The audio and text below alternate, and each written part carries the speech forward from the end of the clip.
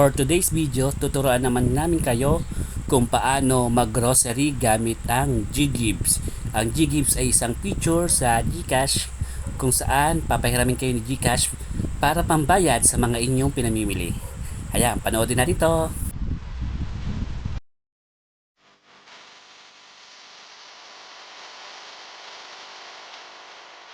Ayan na nga si Mrs. naka-helmet pa at baka mauntog at malinawan kung bakit ako yung kanya na pangasawa. Ayan, andito ngayon tayo sa New Star, dating Save It, para mamili ng ating grocery at gagamitin natin si GGives. Ayan, bali dito sa New Star natanggap sila ng GGives. Sa Walter din pwede nyo siyang itry.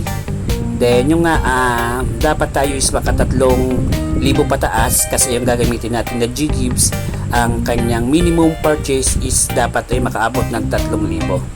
Ayan, nandito nga tayo ngayon sa counter para ipa-punch na yung ating mga pinamili.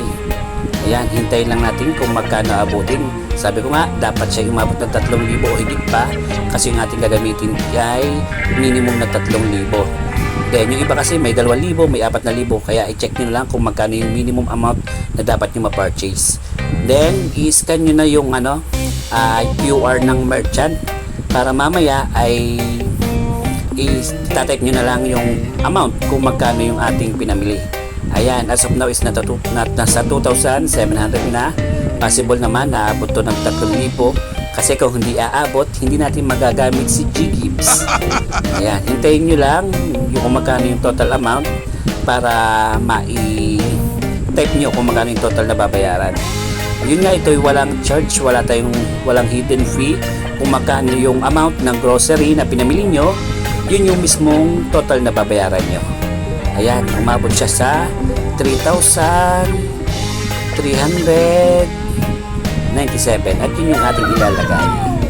Yan, after no, pagkalagay nyo, i-next nyo lang yan.